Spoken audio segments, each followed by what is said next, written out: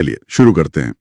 तो विश्व के नक्शे पर अगर हम भारत की स्थिति को देखें तो ये पूरी तरह से उत्तरी गोलार्ध में है, यानी भूमध्य रेखा के उत्तर में। हाँ बिल्कुल।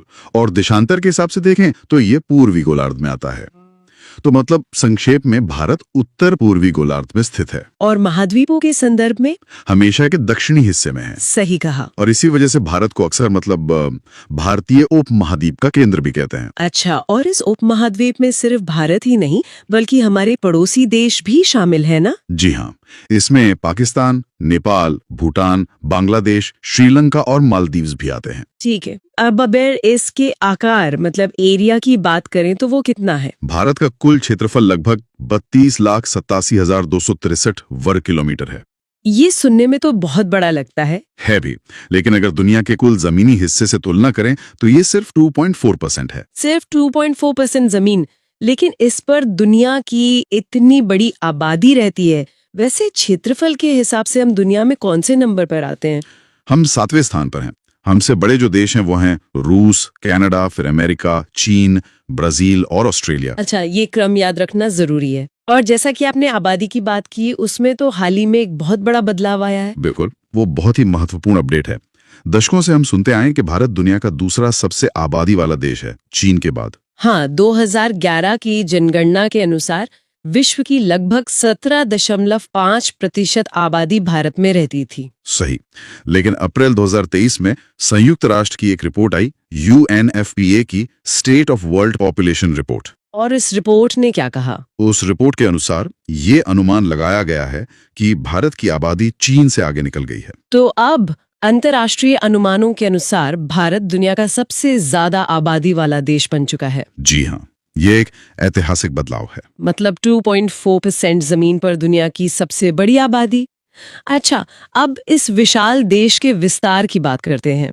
उत्तर से दक्षिण की लंबाई कितनी है? अगर हम उत्तर में लद्दाख से लेकर दक्षिण में कन्याकुमारी तक देखें तो भारत की लंबाई है 3,214 किलोमीटर। और पूरब से पश्चिम? पूर्व में अरुणाचल प्रदेश से लेकर पश्चिम में गुजरात तक चौड़ाई है 2,933 किलोमीटर। ये दोनों दूरियां लगभग बराबर सी हैं, जो भारत के काफी संतुलित आकार को दिखाती हैं। बिल्कुल। अब इस विस्तार को थोड़ा और तकनीकी नजरिए से देखते हैं, अक्षांश और देशांतर के पैमाने पर। हाँ, ये वो काल्पनिक रेखाएं हैं जो ग्लोब पर किसी भी जगह की सटीक लोकेशन बताती हैं। सही। तो जो आड़ी रेखाएं हैं वो अक्षांश यानी लैटिट्यूड, और जो खड़ी रेखाएं हैं वो देशांतर यानी लॉन्गिट्यूड। और 0 डिग्री अक्षांश को भूमध्य रेखा कहते हैं। हमारे लिए सबसे महत्वपूर्ण अक्षांश रेखा कौन सी है? वो है 23.5 डिग्री उत्तरी अक्षांश। इसे कर्क रेखा या ट्रॉपिक ऑफ कैंसर कहते हैं। और ये महत्वपूर्ण इसलिए है क्योंकि ये भारत के लगभग बीच से होकर गुजरती है, जी, जो हमारे देश के मौसम और जलवायु पर गहरा असर डालती है। तो भारत का अक्षांशीय विस्तार क्या है? भारत की जो मुख्य भूमि है वो 8 डिग्री 4 मिनट उत्तरी अक्षांश से शुरू होकर 37 डिग्री 6 मिनट उत्तरी अक्षांश तक फैली हुई है। और देशांतरीय विस्तार? वो है 68 डिग्री 7 मिनट पूर्वी देशांतर से 97 डिग्री 25 मिनट पूर्वी देशांतर के बीच। यहाँ ये ध्यान देना जरूरी है कि अक्षांश के दोनों नंबर उत्तरी हैं और देशांतर के पूर्वी। ये इस बात को पक्का करता है कि भारत पूरी तरह से उत्तर पूर्वी गोलार्ध में है। बिल्कुल। अब बात करते हैं भारत के सबसे दूरस्थ बिंदुओं की, मतलब एक्सट्रीम पॉइंट्स की। हाँ, सबसे उत्तरी बिंदु कौन सा है? भारत का सबसे उत्तरी बिंदु है इंदिरा कोल, जो लद्दाख में सियाचिन ग्लेशियर के पास है। और सबसे दक्षिणी बिंदु को लेकर अक्सर थोड़ा कंफ्यूजन होता है, क्या वो कन्याकुमारी है? ये एक आम सवाल है। अगर हम भारत की मुख्य भूमि का सबसे दक्षिणी बिंदु पूछें तो जवाब है केप कोमोरिन, कन्याकुमारी में। लेकिन अगर संपूर्ण भारत का पूछें, जिसमें द्वीप समूह भी शामिल हैं, तब जवाब बदल जाता है। वो है इंदिरा पॉइंट। इंदिरा पॉइंट ये कहाँ पर है? ये निकोबार द्वीप समूह में है। इसे पहले पिग्मिलियन पॉइंट भी कहते थे। ये बहुत जरूरी अंतर है। और पूर्व और पश्चिम के सिरे? सबसे पूर्वी बिंदु है अरुणाचल प्रदेश का किबिथू, और सबसे पश्चिमी बिंदु है गुजरात के कच्छ में गुहार मोती। ठीक है, अब सीमाओं पर आते हैं। भारत की जमीनी सीमा मतलब लैंड बाउंड्री, उसकी कुल लंबाई कितनी है? भारत की कुल स्थलीय सीमा की लंबाई है 15,106.7 किलोमीटर। ये बहुत विशाल है। और तटीय रेखा यानी कोस्टलाइन, मैंने सुना इसमें एक बड़ा अपडेट आया है। जी हाँ, ये बहुत ही महत्वपूर्ण अपडेट है। पुरानी जानकारी के अनुसार द्वीपों को मिलाकर भारत की तटीय रेखा की लंबाई 7,516.6 किलोमीटर बताई जाती थी। हाँ, यही आंकड़ा किताबों में मिलता है। पर अब नई सैटेलाइट तकनीक से दोबारा गणना हुई है।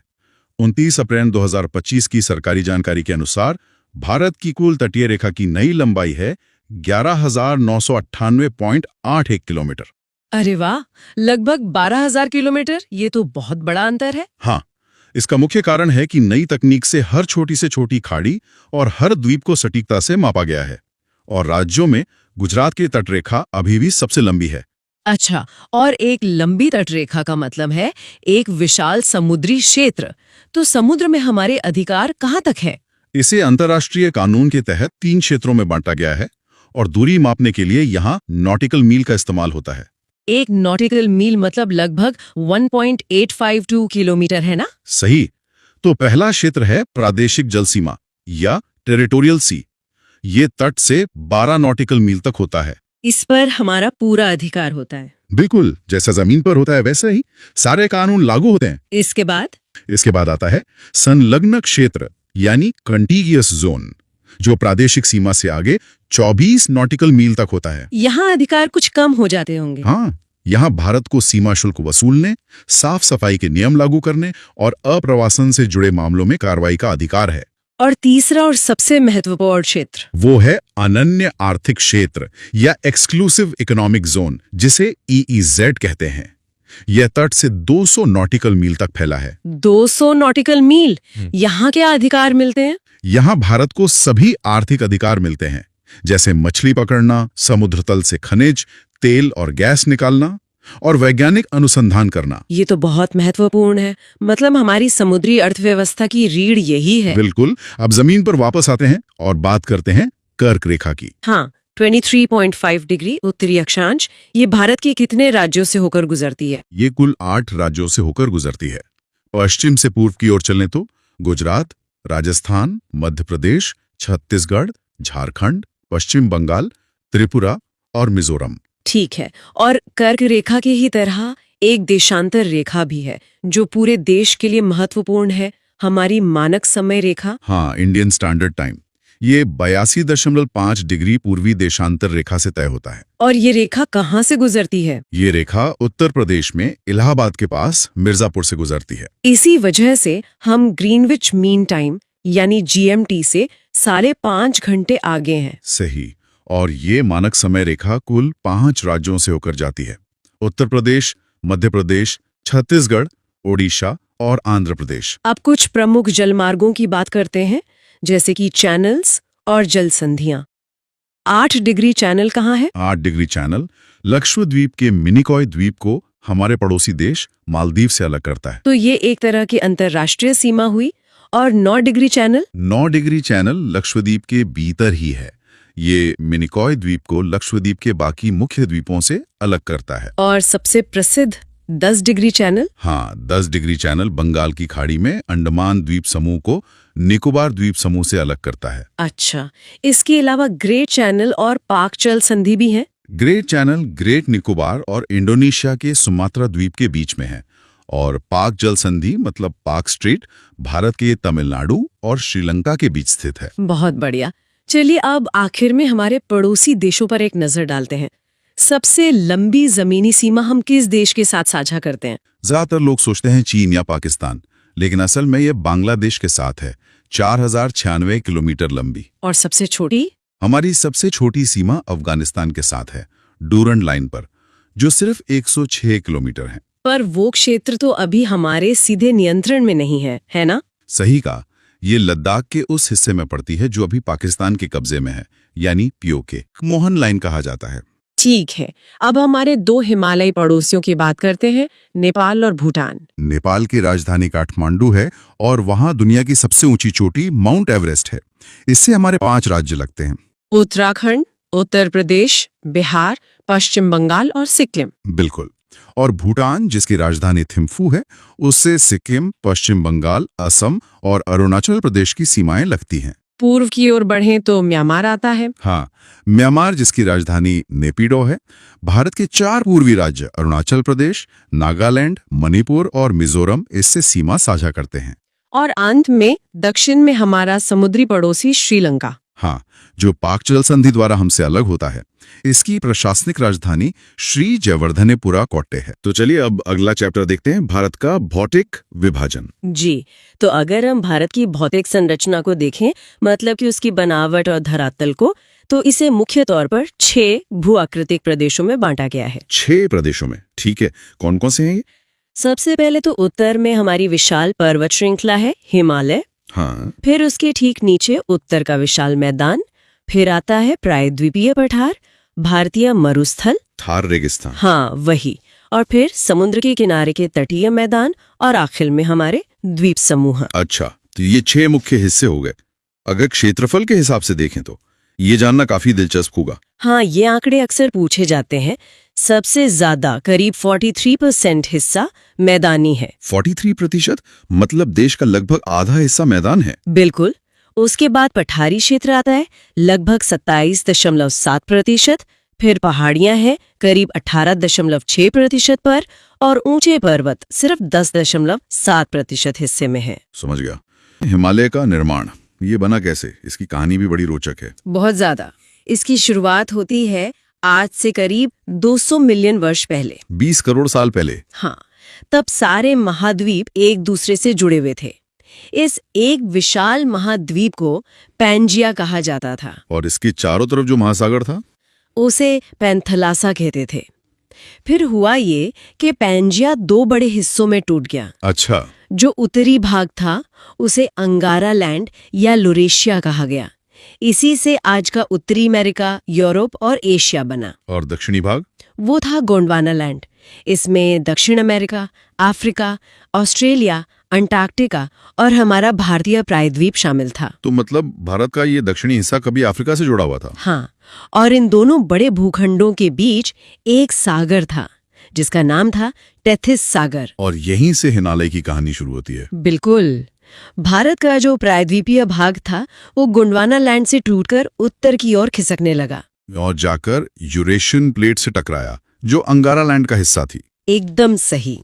और इस जबरदस्त टक्कर की वजह से दोनों प्लेटों के बीच जो थेथिस सागर था उसमें जमा हुआ मलबा, मतलब करोड़ों सालों की मिट्टी और चट्टानें, वो सिकुड़कर ऊपर उठने लगी। हाँ, वो सिकुड़कर ऊपर उठ गईं और दुनिया की सबसे ऊंची पर्वतमाला हिमालय का जन्म हुआ। इसीलिए इसे नवीनतम मोड़दार पर्वत या यंग फोल्डेड माउंटेन कहते हैं। जी, और ये प्रक्रिया आज भी जारी है।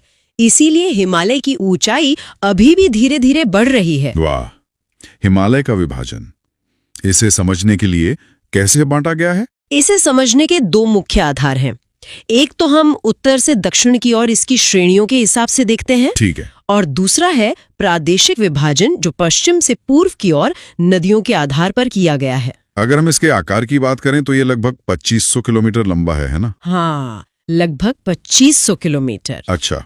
और इसकी चौड़ाई पश्चिम में ज्यादा है, करीब 400 किलोमीटर, जो पूर्व तक आते आते सिर्फ 160 किलोमीटर रह जाती है। और औसत ऊंचाई? औसत ऊंचाई करीब 6000 मीटर है। और सबसे ऊंची चोटी तो माउंट एवरेस्ट है, 8848.86 मीटर। श्रेणियों के आधार पर विभाजन उत्तर से दक्षिण वाला। ठीक है, तो उत्तर से दक्षिण की ओर आते हुए हिमालय में 4 मुख्य समानांतर श्रृंखलाएं हैं। 4 श्रृंखलाएं? हाँ, सबसे उत्तर में है ट्रांस हिमालय, उसके दक्षिण में वृहद हिमालय, जिसे महान हिमालय या हिमाद्री भी कहते हैं। हिमाद्री यानी बर्फ का घर। बिल्कुल। फिर आता है लघु या मध्य हिमालय, और सबसे आखिर में दक्षिण में है शिवालिक हिमालय। तो एक एक करके समझते हैं। सबसे पहले ट्रांस हिमालय। ट्रांस हिमालय में मुख्य रूप से 4 पर्वत श्रेणियां आती हैं: काराकोरम, लद्दाख, जास्कर और कैलाश। काराकोरम, इसका नाम तो सुना है। इसे एशिया की रीढ़ भी कहते हैं, सही कहा? हाँ बिल्कुल। और भारत की जो सर्वोच्च चोटी है K2 या गॉडविन ऑस्टिन, वो इसी श्रेणी में है। लेकिन वो भी पाक अधिकृत कश्मीर में है। जी, K2 की ऊंचाई 8611 मीटर है। काराकोरम में कुछ बहुत बड़े ग्लेशियर भी हैं, जैसे सियाचिन, हिस्पर, बाल्टोरो। सियाचिन जो दुनिया का सबसे ऊंचा युद्ध क्षेत्र है। हाँ, काराकोरम के दक्षिण में फिर लद्दाख श्रेणी आती है। लद्दाख श्रेणी की क्या खास बात है? यहाँ दुनिया की सबसे तेज ढलान वाली चोटी है, राकापोशी। अच्छा, राकापोशी। और लद्दाख के दक्षिण में? लद्दाख के दक्षिण में है जास्कर श्रेणी। और एक बहुत महत्वपूर्ण बात यह है कि सिंधु नदी लद्दाख और जास्कर श्रेणियों के बीच से बहती है। ये बहुत अहम जानकारी है। अब आते हैं वृहद हिमालय पर, यानी ग्रेट हिमालयस पर। जी, ये दुनिया की सबसे ऊंची पर्वत श्रृंखला है। इसका विस्तार पश्चिम में नंगा पर्वत से लेकर पूर्व में नामचा बरवा तक है। और दुनिया की सारी ऊंची चोटियां यही हैं? लगभग सारी। माउंट एवरेस्ट, कंचनजंगा, मैकालू, धौलागिरी सब इसी का हिस्सा है। माउंट एवरेस्ट को नेपाल में सागर माथा कहते हैं, है ना? हाँ, सागर माथा। और तिब्बत में चोमुलुंगमा। और कंचनजंगा, ये भारत में स्थित सबसे ऊंची चोटी है अगर हम K2 को छोड़ दें तो। बिल्कुल सही। कंचनजंगा सिक्किम में है। ठीक है। अब वृहद हिमालय के दक्षिण में आता है लघु या मध्य हिमालय। जी, लेसर हिमालयस। इसके अलग अलग क्षेत्रों में अलग अलग नाम हैं जो याद रखने बहुत जरूरी हैं।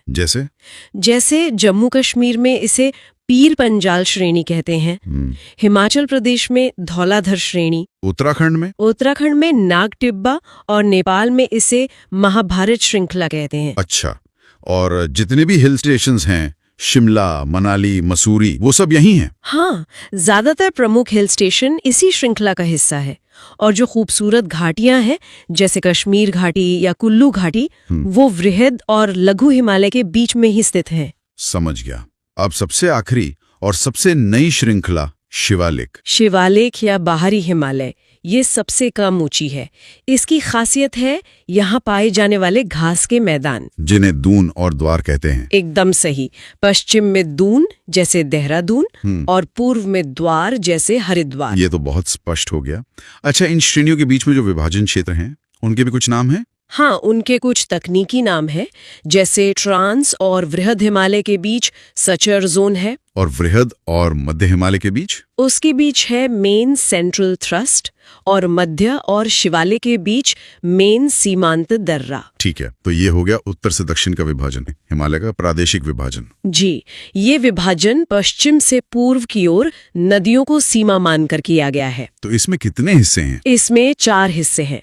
पहला है पंजाब या कश्मीर हिमालय। ये कौन सी नदियों के बीच है? ये सिंधु और सतलुज नदी के बीच का क्षेत्र है, करीब 560 किलोमीटर लंबा। और इसकी खासियत? यहाँ केसर मतलब जाफरान की खेती बहुत होती है। ठीक है। दूसरा कौन सा है? दूसरा है कुमायूं हिमालय। ये सतलुज और काली नदी के बीच का हिस्सा है, लगभग 320 किलोमीटर। तो उत्तराखंड का ज्यादातर हिस्सा इसी में आता होगा, नंदा देवी, केदारनाथ जैसी चोटियां। हाँ बिल्कुल, ये सब कुमायूं हिमालय में ही है। इसके बाद तीसरा है नेपाल हिमालय। ये काली और तीस्ता नदी के बीच का क्षेत्र है और ये सबसे लंबा है, करीब 800 किलोमीटर। और सबसे ऊंचा भी यही होगा क्योंकि माउंट एवरेस्ट यही है। जी, माउंट एवरेस्ट और कंचनजंगा जैसी विश्व की सर्वोच्च चोटियां इसी नेपाल हिमालय में आती हैं। और सबसे पूर्वी हिस्सा? वो है असम हिमालय। ये तीस्ता नदी से लेकर ब्रह्मपुत्र नदी तक फैला है। ब्रह्मपुत्र जिसे अरुणाचल में देहांग भी कहते हैं। हाँ, देहांग तक। इसकी लंबाई करीब 720 किलोमीटर है। तो चलिए अब अगला चैप्टर देखते हैं, भारत के प्रमुख पर्वत और पहाड़ियां। लेकिन इसे शुरू करने से पहले एक बहुत ही बुनियादी सवाल है। पर्वत, पहाड़ और पठार हमेशा बहुत इस्तेमाल करते हैं, इनमें असल में फर्क क्या होता है? हाँ, ये सवाल बहुत अच्छा है और इसका जवाब भी काफी सीधा है। आप आसान भाषा में ऐसे समझिए कि पहाड़ छोटे होते हैं और पर्वत बड़े। अच्छा, एक पैमाना है। अगर कोई भूभाग 600 मीटर या कह लीजिए 2000 फीट से कम ऊंचा है तो उसे पहाड़ कहते हैं, और अगर उससे ज्यादा ऊंचा है तो वो पर्वत है। ओके। इसीलिए तो पर्वतों की चोटियां अक्सर बर्फीली होती हैं। और पठार तो एक मेज जैसा होता है, मतलब जमीन से उठा हुआ पर ऊपर से एकदम समतल। ठीक है, ये फर्क एकदम साफ हो गया। तो चलिए भारत के पर्वतीय भूगोल का ये सफर शुरू करते हैं। पूर्वोत्तर से करें? हाँ, पूर्वोत्तर से शुरू करना सबसे अच्छा रहेगा। सबसे पहले अरुणाचल प्रदेश। यहाँ दफला, मिरी, अबोर और मिश्मी जैसी प्रमुख पहाड़ियां हैं, और मैंने सुना है कि इन पहाड़ियों के नाम में एक दिलचस्प बात छिपी है। बिल्कुल, दिलचस्प बात यह है कि ये नाम वहाँ रहने वाली जनजातियों के नाम पर रखे गए हैं। अच्छा। हाँ, जैसे डफला पहाड़ियों में डफला जनजाति रहती थी, जिन्हें अब नीशी जनजाति भी कहते हैं। इसी तरह मीरी को अब मिशिंग और अबोर जनजाति को आदि जनजाति के नाम से जाना जाता है। वाह। और मिश्मी पहाड़ियां इस श्रृंखला का सबसे पूर्वी हिस्सा हैं। यहाँ पर हिमालय एक बहुत ही तेज एक दक्षिणी मोड़ लेता है। दक्षिणी मोड़। हाँ, इसे सिंटैक्सियल बैंड कहते हैं। और इसी मोड़ के बाद से पटकाई बूम श्रृंखला शुरू हो जाती है, जो भारत और म्यांमार के बीच एक प्राकृतिक सीमा बनाती है। बिल्कुल एक प्राकृतिक दीवार की तरह। अरुणाचल के बाद नागालैंड की बात करते हैं, वहां क्या खास है? नागालैंड की सबसे ऊंची चोटी है माउंट सारामती। ये लगभग 3826 मीटर ऊंची है और ठीक भारत म्यांमार की सीमा पर है। और यहाँ नागा हिल्स भी हैं, जिनका नाम भी जाहिर है नागा जनजाति के नाम पर ही है। और मणिपुर? मणिपुर की पहाड़ियों की क्या खासियत है? मणिपुर में लेमेटोल और मणिपुर हिल्स प्रमुख हैं। ये लोकटक झील और जो मशहूर केबुल लामजाओ नेशनल पार्क है उसके पास है।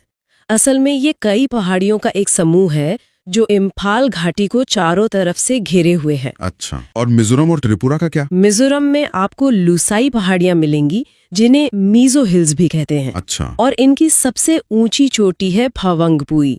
इसका एक बहुत सुंदर नाम भी है, नीला पर्वत, ब्लू माउंटेन। हाँ। और त्रिपुरा में जम्पुई हिल्स, 18 मुरा और बोडोमुड़ा पहाड़ियां हैं जो प्रमुख हैं।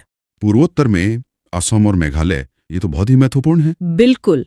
असम में मुख्य रूप से 3 पहाड़ी श्रृंखलाएं हैं, मिकिर, रेंगमा और बराइल। हाँ। मिकिर पहाड़ियों को अब कार्बी आंगलोंग पहाड़ियां भी कहते हैं। अच्छा, ये कार्बी जनजाति की वजह से। सही पकड़ा। और मेघालय में तो वो प्रसिद्ध तिकड़ी है, गारो, खासी और जयंतिया, पश्चिम से पूर्व की ओर इसी क्रम में। हाँ, और दुनिया में सबसे ज्यादा बारिश का राज भी तो इन्हीं पहाड़ियों में है। हाँ, गारो की सबसे ऊंची चोटी नोकरेक है और खासी की लुमशिलांग। और दुनिया की जो सबसे नम जगहें हैं, चेरापूंजी और मासिन राम, वो खासी पहाड़ियों में ही तो है। कमाल है। तो चलिए अब पूर्वोत्तर से भारत के मध्य भाग की ओर आते हैं। अरावली पर्वतमाला, दुनिया की सबसे पुरानी वलित पर्वत श्रृंखलाओं में से एक। हाँ, ये एक तरह से बुजुर्ग पर्वत है। अब ये एक अवशिष्ट पर्वत है। ये गुजरात से लेकर दिल्ली तक करीब 670 किलोमीटर में फैला है। और इसकी सबसे ऊंची चोटी? वो है गुरु शिखर, जो माउंट आबू राजस्थान में है, 1722 मीटर ऊंची। और एक मजेदार बात, दिल्ली का जो राष्ट्रपति भवन है वो भी इसी श्रृंखला की रायसीना पहाड़ी पर बना है। अरे वाह, ये तो बहुत कम लोगों को पता होगा। अच्छा, अरावली के बाद विंध्य और सतपुड़ा का जिक्र आता है। कहते हैं ये भारत को उत्तर और दक्षिण में बांटते हैं। हाँ, ये एक तरह से भौगोलिक विभाजक है। विंध्य पर्वतमाला एक ब्लॉक पर्वत का उदाहरण है और इसका मुख्य विस्तार मध्य प्रदेश में है।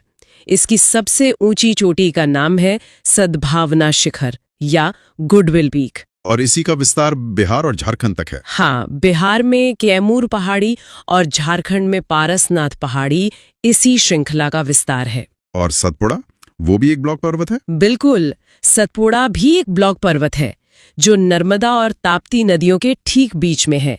इसे हम 3 मुख्य भागों में बांट सकते हैं। कौन कौन से? पश्चिम में राजपीपला, बीच में महादेव और पूर्व में मैकाल। और सतपुड़ा की सबसे ऊंची चोटी है धूपगढ़, 1352 मीटर्स, जो महादेव पहाड़ियों में है। अच्छा, और मैकाल पहाड़ी की सबसे ऊंची चोटी को लेकर थोड़ा कंफ्यूजन रहता है ना? हाँ, रहता है। देखिए, मैकाल की सबसे ऊंची चोटी बदरगढ़ है, लेकिन कई बार परीक्षाओं में अमरकंटक को सही मान लिया जाता है अगर बदरगढ़ विकल्प में ना हो। ठीक है, ये जानना जरूरी था। इसी क्षेत्र में गिर और अजंता की पहाड़ियां भी हैं ना? हाँ, गिर पहाड़ियां गुजरात में है और वो एशियाई शेरों के लिए प्रसिद्ध हैं, उनका एकमात्र घर। और अजंता पर्वत श्रेणी की एक खास पहचान ये है कि वो पूरी की पूरी सिर्फ महाराष्ट्र में ही फैली हुई है। अब भारत के तटीय पर्वतों की बात करते हैं। पश्चिमी और पूर्वी घाट, ये दोनों विशाल श्रृंखलाएं आकर मिलती कहाँ हैं? ये दोनों नीलगिरी की पहाड़ियों पर आकर मिलती हैं, पर दोनों के स्वभाव में बहुत फर्क है। पश्चिमी घाट मतलब सह्याद्री एक लगातार चलने वाली श्रृंखला है। और पूर्वी घाट? पूर्वी घाट नदियों की वजह से जगह जगह से कटा हुआ है, टूटा फूटा या कह सकते हैं असंतत है। तो पहले पश्चिमी घाट के बारे में बताइए, जिसे यूनेस्को वर्ल्ड हेरिटेज साइट का दर्जा भी मिला है। हाँ, क्योंकि ये जैव विविधता का एक हॉटस्पॉट है। ये गुजरात से लेकर तमिलनाडु तक 6 राज्यों में फैला है और पूरे दक्षिण भारत और पश्चिमी घाट की सबसे ऊंची चोटी है अनाईमुडी, 2695 मीटर। ये कौन सी पहाड़ियों में है? ये केरल की अन्नामलाई पहाड़ियों में स्थित है। परीक्षा के नजरिए से मैंने सुना है पश्चिमी घाट की चोटियों का उत्तर से दक्षिण का क्रम बहुत पूछा जाता है। बिल्कुल, ये क्रम याद रखना बहुत जरूरी है। सबसे उत्तर में महाराष्ट्र में है सालेर, कलसूबाई और महाबलेश्वर। ठीक है। फिर कर्नाटक में कुद्रेमुख और मुल्लायनगिरी। इसके बाद तमिलनाडु में नीलगिरी की सबसे ऊंची चोटी डोडाबेट्टा। और सबसे आखिर में सबसे दक्षिण में केरल में आती है अन्नाईमुडी, जो अन्नामलाई पहाड़ियों में है।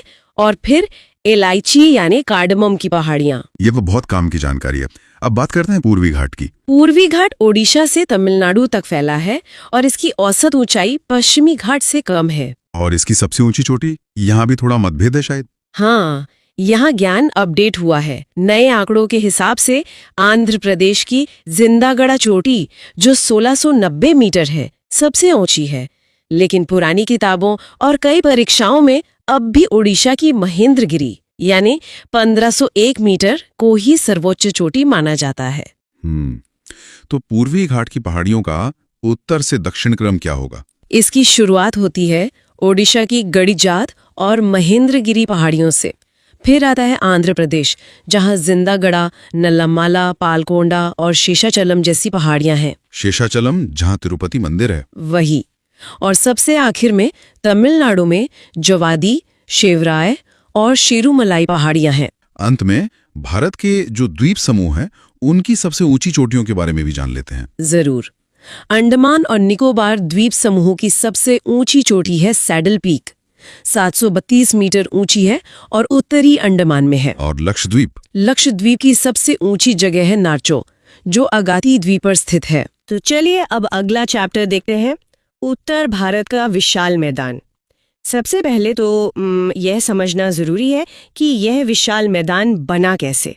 मेरा मतलब है, हिमालय के बनने के बाद वहां से निकलने वाली नदियों ने लाखों सालों तक मिट्टी जमा की। बिल्कुल। और इसी प्रक्रिया को अवसाधन या डिपोजिशन कहते हैं। देखिए, मुख्य रूप से 3 बड़ी नदी प्रणालियां हैं, सिंधु, गंगा और ब्रह्मपुत्रा। इन्हीं तीनों ने इस मैदान का निर्माण किया है। अच्छा। और ये कोई छोटा मोटा मैदान नहीं है। ये दुनिया का सबसे बड़ा जलोढ़ मैदान है, जो लगभग 7 लाख वर्ग किलोमीटर में फैला हुआ है। 7 लाख वर्ग किलोमीटर? हाँ। इसकी लंबाई करीब 2400 से 3200 किलोमीटर और चौड़ाई 150 से 300 किलोमीटर तक है। तो ठीक है, अब इसकी बनावट को समझते हैं। मतलब इसे संरचना के आधार पर कैसे बांटा गया है? भौगोलिक बनावट के हिसाब से देखें तो इसे 4 मुख्य भागों में बांटा गया है: भाभर, तराई, बांगर और खादर। यहाँ से बहुत दिलचस्प हो जाता है। चलिए एक एक करके समझते हैं। भाभर, ये क्या है? जब नदियां शिवालिक की पहाड़ियों से नीचे उतरती हैं ना, हाँ। तो अपने साथ बड़े बड़े पत्थर और कंकड़ जमा कर देती हैं। बस यही क्षेत्र भाबर कहलाता है। अच्छा। ये करीब 8 से 10 किलोमीटर चौड़ी एक पट्टी है। और इसकी मिट्टी की एक खास बात है ना? हाँ, इसकी मिट्टी छिद्र युक्त होती है, मतलब पोरस।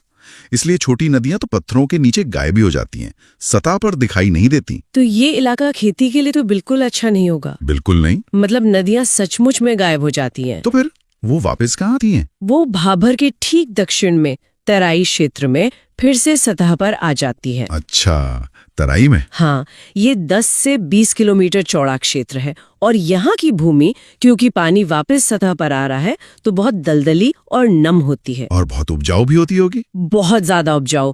ये क्षेत्र घने जंगलों से भरा है और धान, गन्ना और गेहूं जैसी फसलों के लिए तो मतलब उत्तम है। ठीक है, तो भाबर हो गया, फिर तराई।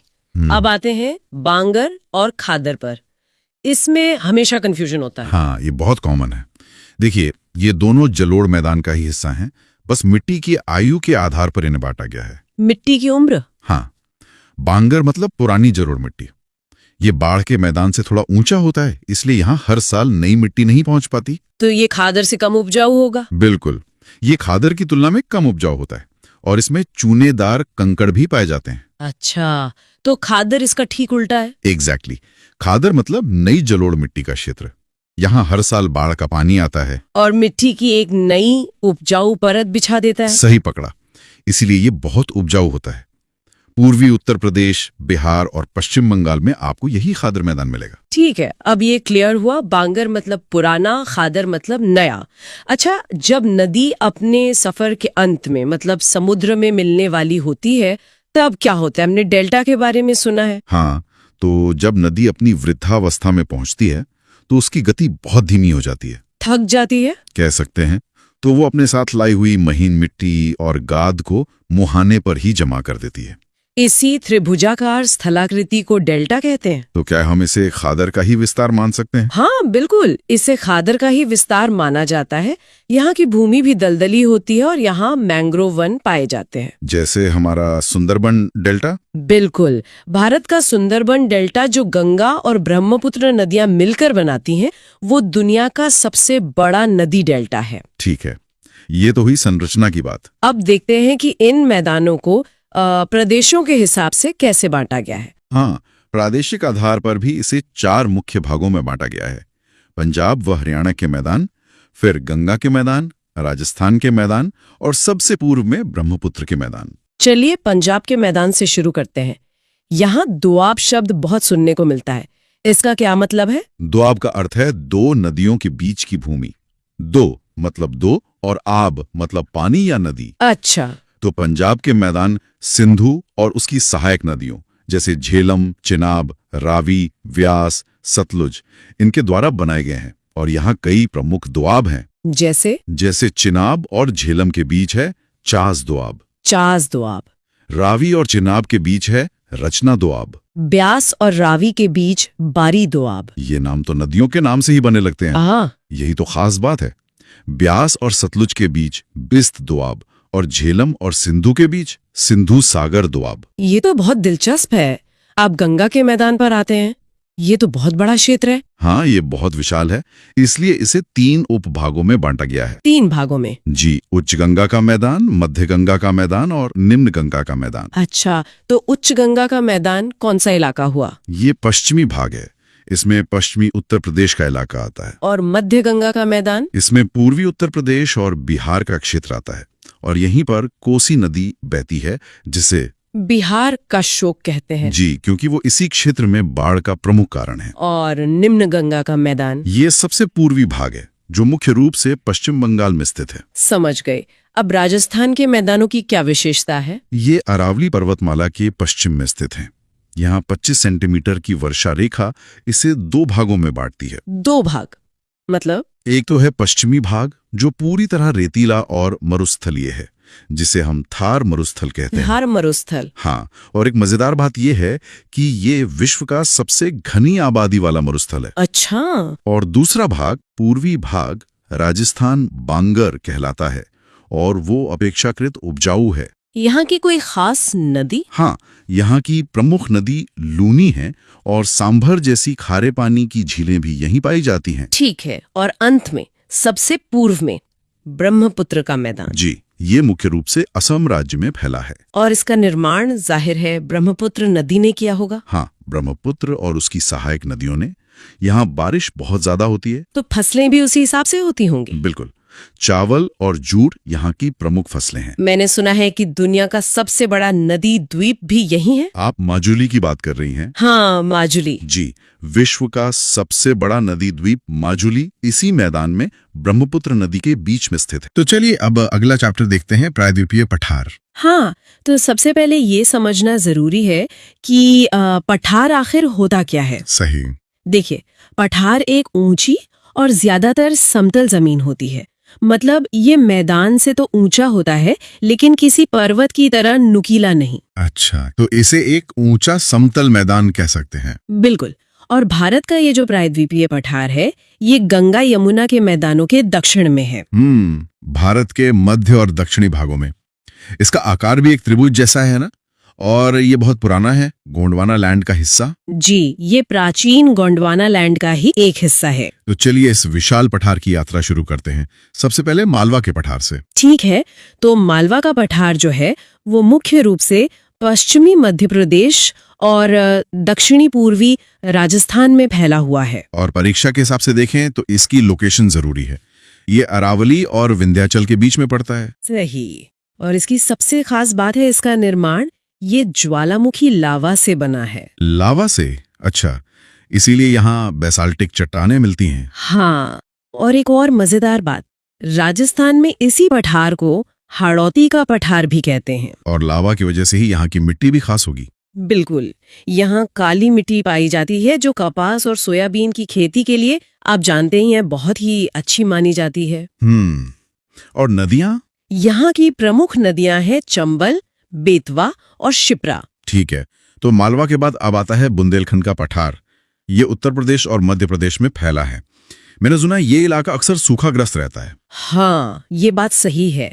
इसकी वजह यहाँ की चट्टानें हैं।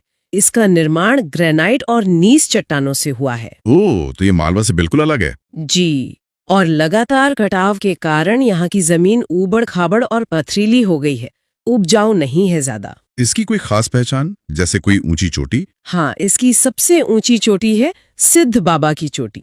और नदियाँ? केन, बेतवा और धसान यहाँ की प्रमुख नदियां हैं। और मिट्टी की बात करें तो यहाँ लाल, काली और दोमट तीनों तरह की मिलती हैं। चलिए अब आगे बढ़ते हैं बघेलखंड के पठार की तरफ। ये मध्य प्रदेश और छत्तीसगढ़ की सीमा पर है। हाँ, इसके बारे में बस इतना याद रखना काफी है कि ये मैकाल पर्वत श्रृंखला के पास है। और मिट्टी? यहाँ लाल बलुई मिट्टी पाई जाती है। सोन और टोन्स यहाँ की प्रमुख नदियां हैं।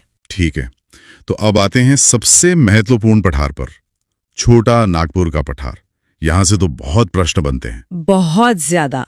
ये मुख्य रूप से झारखंड में है और यहाँ से याद रखने के लिए काफी कुछ है। जैसे कि?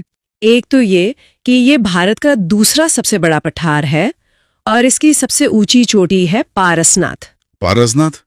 ये तो जैन धर्म का एक प्रमुख तीर्थस्थल भी है। बिल्कुल, और स्वर्णरेखा और दामोदर जैसी महत्वपूर्ण नदियां यहीं से निकलती हैं। पर इसकी सबसे बड़ी खासियत है इसके खनिज। हाँ, खनिजों का भंडार, इसीलिए इसे भारत का रूर भी कहते हैं। सही। Ruhr of India. और यहाँ की खदानें तो बहुत ही प्रसिद्ध हैं। बहुत ज्यादा। देखिए, ये सूची याद कर लेनी चाहिए। बताइए। जादूगोड़ा की खदान, ये यूरेनियम के लिए प्रसिद्ध है। हाँ, यूरेनियम। फिर हजारीबाग और कोडरमा, ये अभ्रक यानी कि माइका के लिए। ओके। पलामू में चूना पत्थर और डोलोमाइट मिलता है और सिंहभूम में लौ अयस्क और तांबा। सिंहभूम लौ अयस्क के लिए। और सबसे जरूरी दामोदर नदी घाटी, हाँ। ये कोयले के लिए जानी जाती है। इसी घाटी को भी भारत का रूर कहते हैं ना? जी, झरिया, रानीगंज और बोकारो, ये सब प्रमुख कोयला क्षेत्र यही है। बहुत बढ़िया। तो छोटा नागपुर के बाद अगला है दंडकारण्य का पठार। हाँ, ये पठार मुख्य रूप से छत्तीसगढ़ में है, पर इसका कुछ हिस्सा ओडिशा, तेलंगाना और आंध्र प्रदेश में भी आता है। इसकी सबसे ऊंची चोटी कौन सी है? इसकी सबसे ऊंची चोटी है नंदीराज और यहाँ की प्रमुख नदी है इंद्रावती। इंद्रावती नदी। हाँ, इसी पर तो वो प्रसिद्ध चित्रकूट जलप्रपात है, बिल्कुल, जिसे भारत का नियाग्रा भी कहा जाता है। अच्छा, और यहाँ खनिज कौन से मिलते हैं? यहाँ लौह अयस्क और चूना पत्थर प्रचुर मात्रा में मिलता है। ठीक है, अब चलते हैं उत्तर पूर्व की ओर, मेघालय के पठार पर। ये प्रायद्वीपीय पठार का ही पूर्वी विस्तार है ना? जी हाँ, ये राजमहल गारो दर्रे से मुख्य पठार से अलग होता है। और यहाँ की पहाड़ियां तो बहुत मशहूर हैं। हाँ, गारो, खासी और जयंतिया, ये यहाँ की प्रमुख पहाड़ियां हैं। और सबसे ऊंची चोटियां? शिलोंग चोटी और नौकरेक चोटी। और सबसे दिलचस्प बात तो आप जानते ही हैं, मासिनराम और चेरापूंजी। जी, दुनिया में सबसे ज्यादा वर्षा वाले स्थान ये दोनों खासी पहाड़ियों पर ही स्थित हैं। अद्भुत। चलिए अब आते हैं भारत के सबसे बड़े पठारी क्षेत्र दक्कन के पठार पर। दक्कन का पठार, ये नर्मदा नदी के दक्षिण में महाराष्ट्र, कर्नाटक, तेलंगाना और आंध्र प्रदेश में फैला है।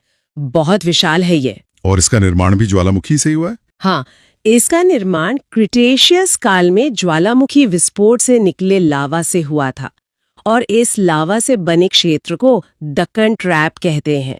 दक्कन ट्रैप? हाँ। और यहाँ भी फिर काली मिट्टी मिलती होगी? बिल्कुल, यहाँ की बेसाल्ट चट्टानों के टूटने से काली मिट्टी बनती है, जिसे रेगुर मिट्टी भी कहते हैं, और ये कपास की खेती के लिए सर्वोत्तम है।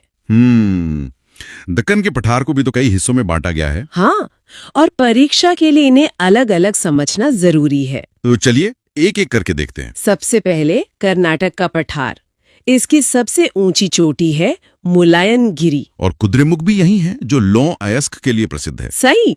और बाबा बुदन की पहाड़ियां वो कॉफी के लिए जानी जाती हैं। कॉफी के लिए, अच्छा। हाँ। अगला है तेलंगाना का पठार। हाँ, इसकी सबसे ऊंची चोटी है डोली गुट्टा और कृष्णा नदी इसे दक्षिण में रायलसीमा पठार से अलग करती है। और हैदराबाद शहर भी तो यही है। जी, हैदराबाद शहर मूसी नदी के किनारे बसा है। ठीक है, फिर आता है रायलसीमा का पठार, जिसे आंध्र प्रदेश का पठार भी कहा जाता है। ये एक वृष्टि छाया क्षेत्र है, मतलब रेन शैडो रीजन। अच्छा, मतलब यहाँ बारिश कम होती है। बहुत कम।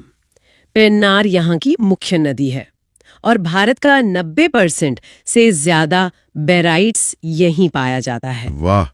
और चौथा हिस्सा है महाराष्ट्र का पठार। हाँ, यानी दक्कन ट्रैप। ट्रैप एक स्वीडिश शब्द है जिसका मतलब सीढ़ी होता है। सीढ़ी, वो क्यों? क्योंकि लावा की परतें यहाँ सीढ़ी जैसी दिखती हैं। इसे भारत की कपास पेटी भी कहते हैं। और इसकी सबसे ऊंची चोटी कलसूबाई है। कलसूबाई, ठीक है। तो ये थे दक्कन के पठार के हिस्से। अब एक आखिरी सवाल जो अक्सर आता है वो है पठारों के क्रम को लेकर। हाँ, पश्चिम से पूर्व के क्रम में। जी, तो सही क्रम क्या होगा? सही क्रम है सबसे पहले मालवा का पठार, फिर बुंदेलखंड का पठार, उसके बाद बघेलखंड का पठार और अंत में छोटा नागपुर का पठार। मालवा, बुंदेलखंड, बघेलखंड और छोटा नागपुर। ठीक है। और अगर कोई भोपाल से रांची तक सीधी रेखा में यात्रा करे तो वो सबसे पहले मालवा पठार को पार करेगा, फिर बघेलखंड पठार और अंत में छोटा नागपुर पठार पे पहुंचेगा। अब अगला चैप्टर देखते हैं, तटीय मैदान। बिल्कुल। तो भारत का जो प्रायद्वीपीय पठार है उसके दोनों किनारों पर